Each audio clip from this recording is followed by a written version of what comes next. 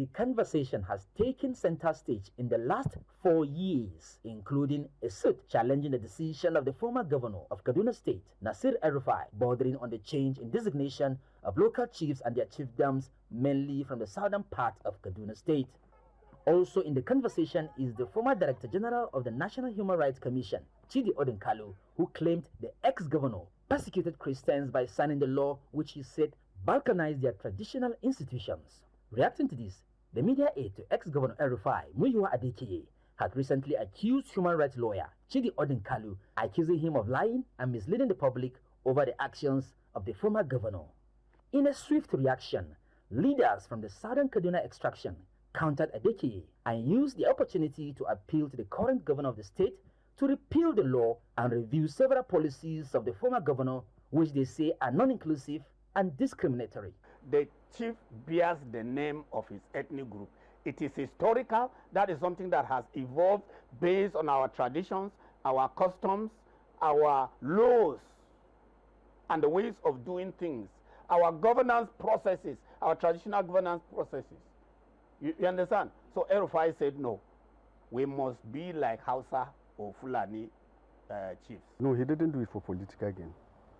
He did it out of the insidious hate that he has for the people of Southern Kaduna. He wanted to humiliate them. He wanted to push the influence and the powers of the settler Hausa and Fulani communities in Southern Kaduna. Some of them say the move was not only criticized by the residents in the affected communities, but also across the nation. They say the governor's action was condemnable and a display of ethnic bigotry. They have Emir of Kano. We must have Ogwam Kaguru. The Kaguru people protested so vigorously. He had to change it back to Ogwamagoro. Okay? Look at what happened in Kafancha. Ogwam Fontwam. He named it Ogwam Zepak.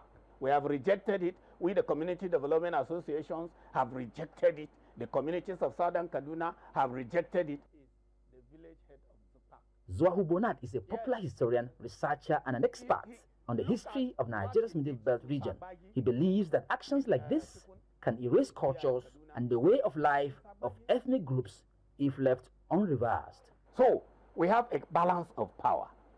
The government traditional council, if they do the wrong thing, the council of leaders will say no, it is contrary to our traditions, it is contrary to our morals, it is contrary to our customs, it is not in the interest of the nation. But that was what Elrufai came to trample upon, to show us he had the power to do it. And then to go around and tell lies that we asked him to do it. We never did. Bonat maintains that this action is responsible for the current violence within some parts of the country where different groups have been pitched against each other. And when they say Fulani militias are attacking our people, they will say it is ethnic profiling. Who is profiling who? Elrufai divided the state more than any other ruler since the independence of Nigeria. We have never had any governor that came with a very dark and gloomy agenda in which most of his energy was expended in dealing with Southern Kaduna. All attempts to reach the aid of the former governor, Muyiwa Adekeye, has been unsuccessful. While the leaders of Southern Kaduna say that they are in court on the matter, they hope that the current governor will put an end to it once and for all. In Kaduna for News Central, Emmanuel Bagudu.